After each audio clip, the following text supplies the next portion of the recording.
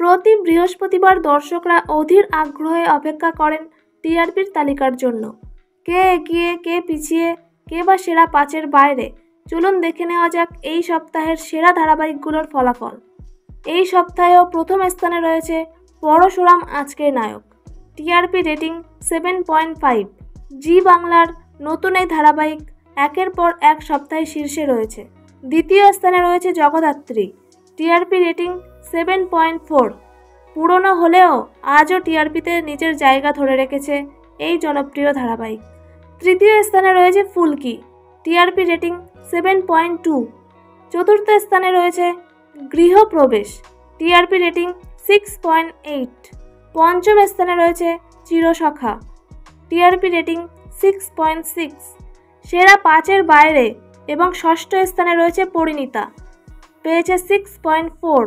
সপ্তম স্থানে রয়েছে রাঙামতি তীরন্দাজ, পেয়েছে 6.0।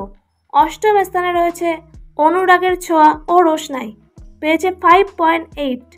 নবম স্থানে রয়েছে চিরদিনই তুমি যে আমার, পেয়েছে 5.5।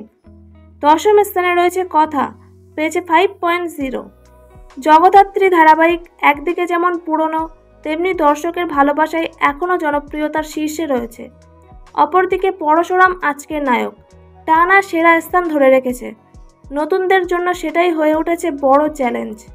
তো বন্ধুরা, পরবর্তী সপ্তাহে কে এগিয়ে আর কে পিছিয়ে থাকবে বলে আপনাদের মনে হয় অবশ্যই কমেন্টে জানাবেন। আর ভিডিওটি ভালো লাগলে লাইক, কমেন্ট অ্যান্ড সাবস্ক্রাইব করে দেবেন।